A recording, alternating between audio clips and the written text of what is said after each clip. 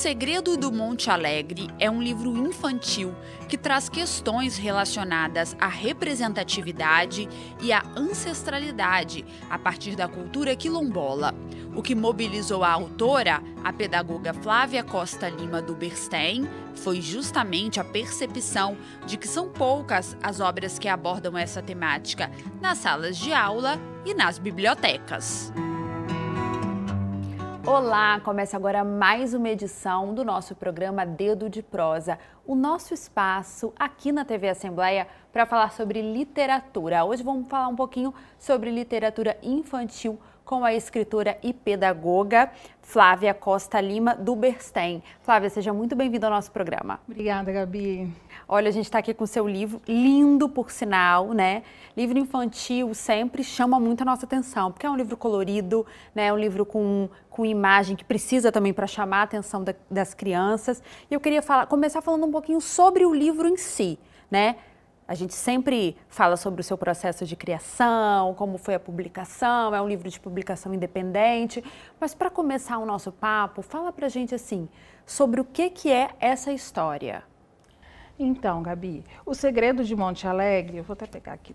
Fica à vontade. O Segredo de Monte Alegre, ele traz muito a história dessa comunidade quilombola que existe, que é real, né? Fica aqui no Espírito Santo, como eles vivem, que é de modo muito natural, como as outras comunidades periféricas aqui vivem também, traz muita representatividade do povo negro, né? E como a maioria das crianças que hoje eu, enquanto pedagoga, professora, né, atendo, são crianças pretas e pardas, eu gostaria muito que esse livro trouxesse representatividade para essas crianças. Então, ele traz muito isso, né? A cor das crianças, o jeito das crianças se vestirem, como essas crianças que eu atendo hoje na escola se vestem, vivem, e isso vem muito na história dessa comunidade, que é a história de Monte Alegre.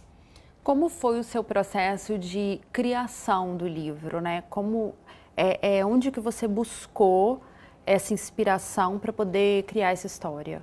A inspiração veio a partir de pesquisas, leituras, né? E que, fazendo um levantamento da quantidade de municípios que ainda tem pessoas quilombolas no estado do Espírito Santo, chega a cerca de 1/3 dos municípios, né, que traz essa representatividade quilombola, e isso ainda parece um mito para as crianças, né? Tipo, comunidade quilombola, o que é quilombola, né?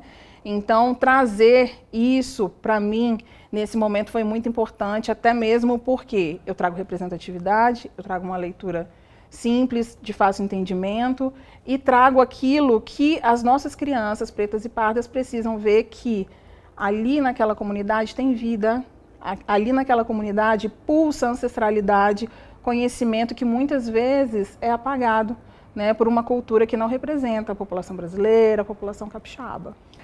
E como que surgiu a ideia de escrever esse livro? Assim, já era um projeto seu antigo, você publicar um livro, ou foi mesmo do seu dia a dia ali de sala de aula, enquanto pedagoga, né, que viu a necessidade de impulsionar esses temas, né, com as crianças? Eu tinha desejo de escrever, sim, né? Não necessariamente eu achava que eu daria conta de fazer uma literatura infantil, apesar de ser professora, de ser pedagoga.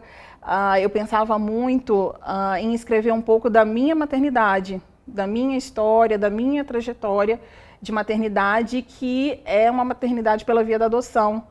E a minha história atravessa a história de uma amiga, irmã bem próxima, né? As nossas histórias são muito próximas, e a gente já tinha esse projeto de escrita, mas não seria para crianças pequenas, seriam para adultos e mulheres, né, que estão nessa expectativa da maternidade pela via da adoção. Ponto. Mas não foi isso que aconteceu. Mas está guardado na gaveta, Flávia? Está guardado, com certeza. Não foi assim que aconteceu. Quem sabe no próximo Dedo de Prosa a gente não está conversando sobre esse livro. Pode ser. E eu venho. Por favor. Então, a partir da minha profissão, a partir das minhas demandas profissionais, enquanto professora e pedagoga, eu consegui perceber que as nossas crianças ainda precisavam de literatura que trouxesse representatividade, e é inspirada por outras mulheres negras, capixabas também, né, que estão aí na batalha, tentando trazer essas literaturas para os espaços de biblioteca, inclusive, eu pensei, eu acho que cabe eu trazer um pouco dessa reflexão aqui, sobretudo pensando no povo quilombola. E escolhi o povo de Monte Alegre. Foi assim que veio a inspiração. Comecei... E tinha pouca coisa, né? Por incrível que pareça, né? Não tem muitas informações sobre os povos quilombolas. Você precisa de estar naquele lugar para poder você conhecer um pouco mais sobre como eles vivem, enfim. Né? Mas eu escolhi Monte Alegre, apesar de não ser a comunidade quilombola mais próxima da gente, porque a gente tem o pessoal de Viana também, que vivem, né, nesse tipo de comunidade e que tem essas mesmas experiências, mas a minha inspiração veio no Quilombo de Monte Alegre. A gente imagina, assim, que, né, por você ser da área, pedagoga, professora, trabalhar muito com esse público infantil, a gente imagina que talvez tenha sido muito natural você escrever um livro para o público infantil. Como é que foi esse processo, assim, de você se transformar nessa escritora para esse público? Imagino que a parte profissional tenha te ajudado, mas teve seus desafios também? Bastante, porque é aquilo, né? A leitura que você traz, o que você me fala aqui, já aponta para uma questão que realmente acontece. A escrita não é tão simples assim. Não é porque eu sou professora, sou pedagoga que a leitura, a escrita, a literatura vai sair de um dia para o outro.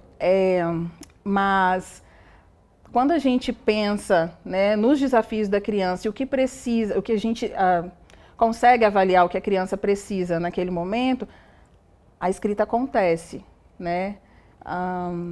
Existem sim muitos desafios. Às vezes dá vontade, você escreve várias coisas, vários projetos para poder chegar a um, né? Deixa várias caixinhas semi-prontas lá, né? Tanto que a partir desse agora tem outros 3 projetos em andamento, mas assim vem muitos desafios junto ao início da escrita, com certeza.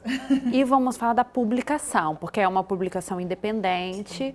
Flávia, vários autores, né, que vêm aqui no Dedo de Prosa, a gente acaba falando um pouco sobre esse processo de publicação, porque uma coisa é a ideia, a vontade e a história está pronta, né? O livro está pronto em termos assim de conteúdo. Outra coisa é a publicação, né? E aí a gente tem, assim, muitos autores, né, que vão pela via da publicação independente, também as leis de incentivo. Eu queria que você contasse um pouco pra gente desse bastidor, até estar aqui com esse livro, aqui pra gente conversar. Como é que foi esse processo? A escolha ou o direcionamento para estar na condição de autor independente foi porque a vontade de escrever era maior do que o desejo de ficar aguardando, né, alguém me patrocinar nesse momento. Então, como a história já estava sendo pensada, né, para que ela pudesse se tornar uma literatura para atender as crianças dos anos iniciais, foi acontecendo os desafios, com certeza, né, de pensar a ilustração, de pensar alguém que pudesse me patrocinar, no sentido de que eu pudesse disponibilizar para venda com mais facilidade.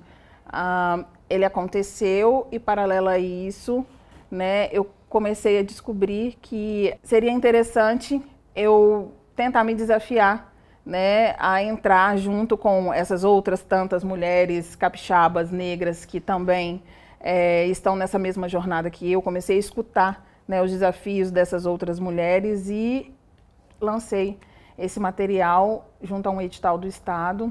E agora a gente está aí, né, esperando leis de incentivo para também trazer as outras publicações, os outros projetos que têm sido desenhados junto a outras pessoas, né. Eu tenho aí junto comigo uma outra professora que também está em um desses projetos que estão em andamento, e a gente vai se desafiando porque a gente consegue, é possível fazer educação para além da sala de aula, de uma sala de aula.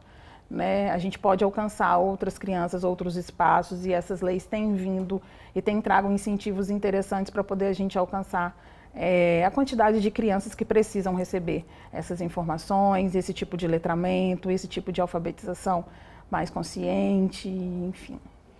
E como você vê assim a inserção desse livro na sala de aula, né? Você tocou aí no assunto da educação para além da sala de aula. Mas e na sala de aula? Como que você está percebendo a inserção desse livro, como ele pode ser trabalhado dentro de sala de aula? Bom,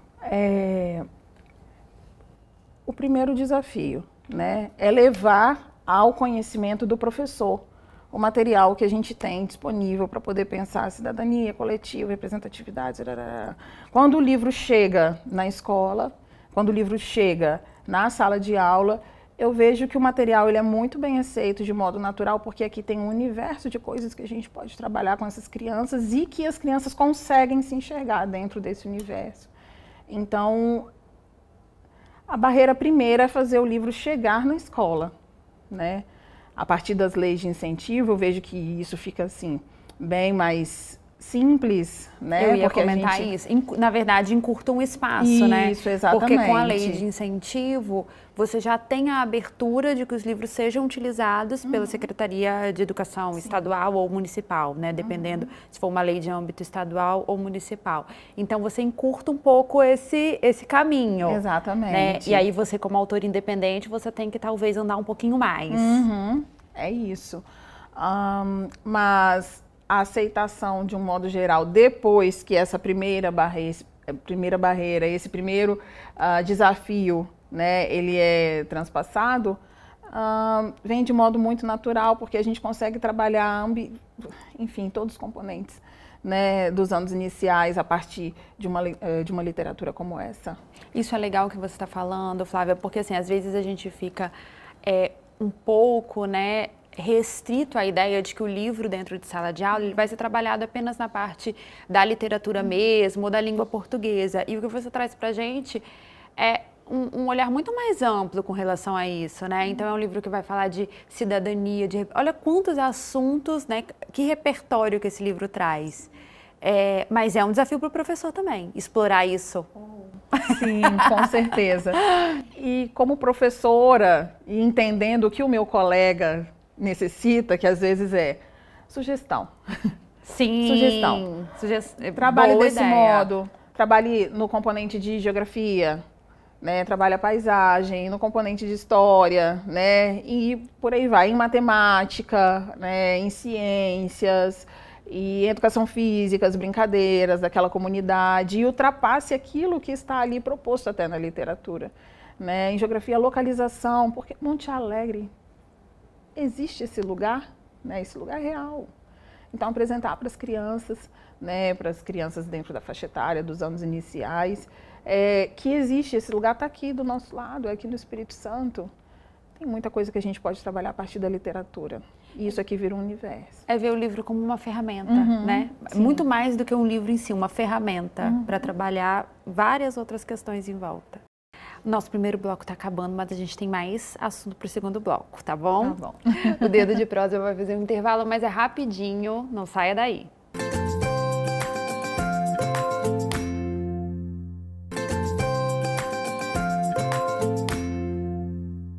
Estamos de volta com o segundo bloco do programa Dedo de Prosa. Hoje a gente conversa com a escritora e pedagoga Flávia Costa Lima Duberstein. Ela é autora do livro O Segredo do Monte Alegre, um livro para criança que traz, né, já conversamos bastante sobre ele, né, Flávia?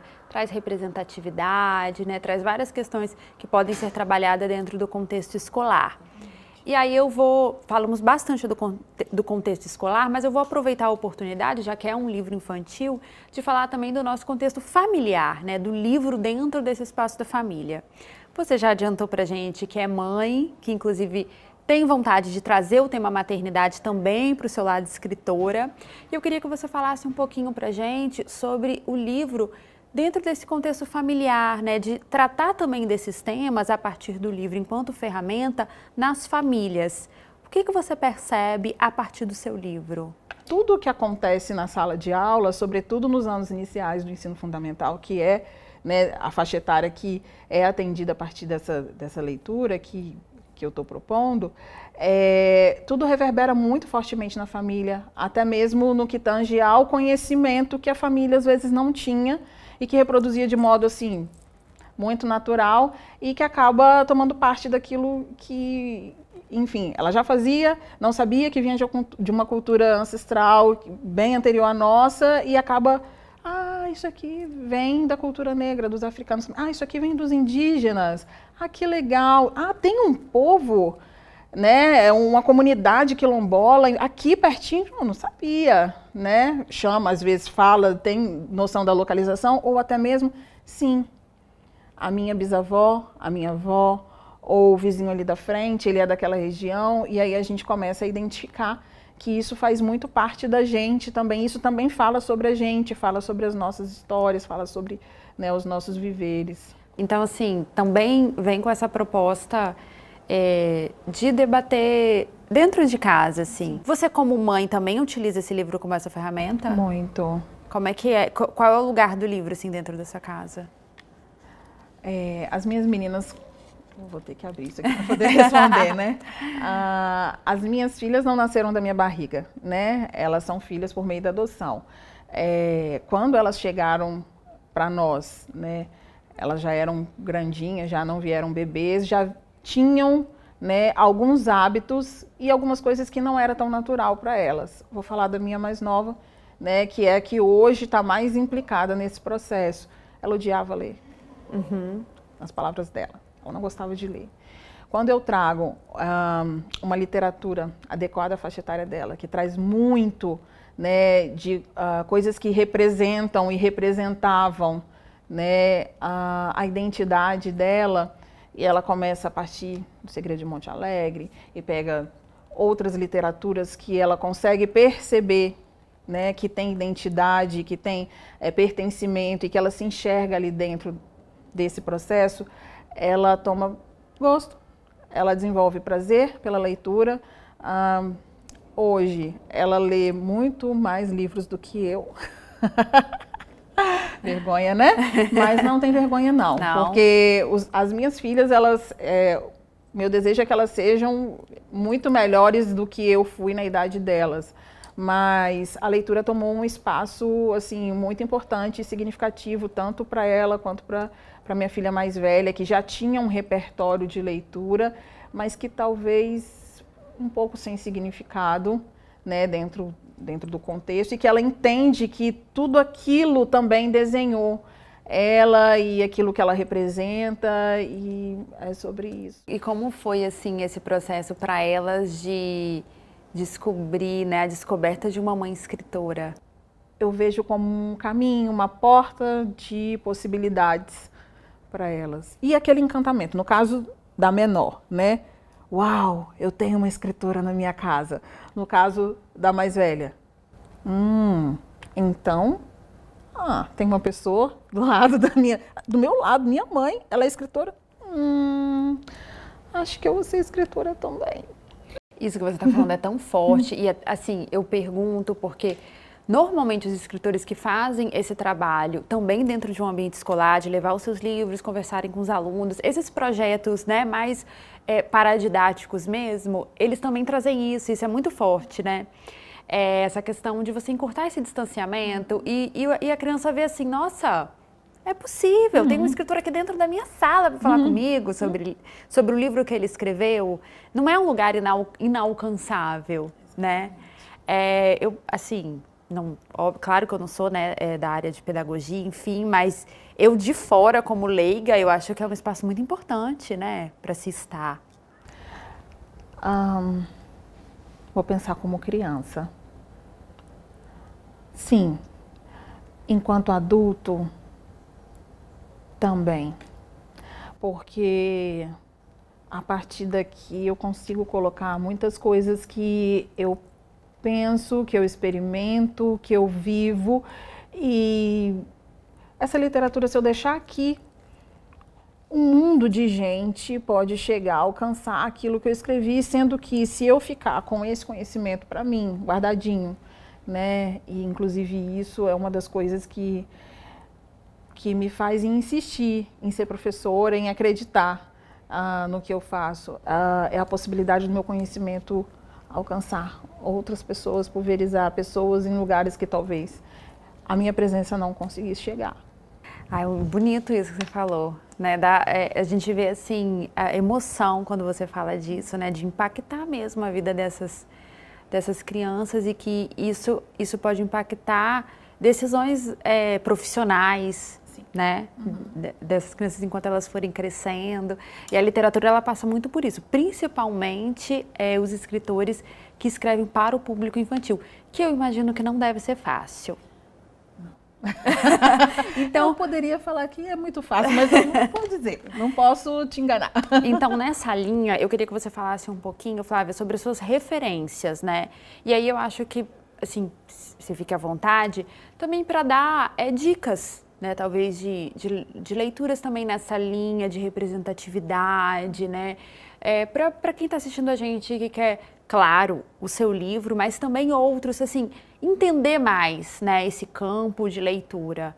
Conta pra gente, assim, um pouquinho de quem você conheceu nesse processo e dicas para as pessoas. Duas referências bem fortes para mim nesse momento em que eu inicio essa nova caminhada dentro da minha vida profissional, né? Uma delas foi a professora Noélia Miranda, que é escritora também. E a gente se conhece do espaço de formação inicial, né? Nós nos formamos juntas na universidade. E ela é uma mulher negra maravilhosa, ela tem vários títulos publicados, ela tem uma editora. E ela empodera demais as mulheres negras e para que elas tragam muito daquilo que transborda na gente, né, para que a gente possa compartilhar, né, para as nossas crianças a partir da literatura. A Noélia Miranda foi uma forte referência para mim. Ela sabe disso. Se ela não souber, ela vai saber a partir daqui. Uma outra referência muito forte também é a professora Ione Duarte, que também é escritora, né, recém-escritora, e tem alguns títulos bem legais e que me inspiraram muito, tanto a trajetória dela para chegar a publicizar, a escrever aquilo, tudo que ela pensava, até mesmo enquanto professora, mãe, mulher, negra, todas duas, né? Todas duas referências que me inspiraram muito forte. Trazer aquilo que ela pensava, aquilo que ela vivenciava a partir da profissão, professora, e do lugar de mãe, de uma menina negra também, me inspiraram fortemente. Então, essas duas mulheres negras, capixabas, me inspiraram fortemente. Agora, fora daqui do estado, tem a professora Kyu-san também, que tem muitas literaturas representativas, né, para as crianças negras, enfim, que é uma escritora referência em nível de Brasil. E, enfim, muitas outras mulheres, eu não vou conseguir ficar citando vários nomes aqui, porque eu posso esquecer de algum, mas 3 fortes referências que me inspiraram foram essas mulheres negras, essas duas mulheres capixabas e essa professora Kyu-san, que ela escreve, né, e que as literaturas dela vão para o Brasil inteiro. Muito bom você trazer capixabas também, né, Flávia? Muito bom. Fortalece também nossa produção. E quero falar dos projetos futuros, né? Porque escritor chegou com o livro, a gente já está perguntando. Maldade também, né, gente? Vamos curtir, né, o livro que está aqui na mesa. Mas você já deu um spoiler lá no primeiro bloco, que você tem projetos, 3 projetos. Sim. O que você pode adiantar para a gente? Né? O que você está trabalhando?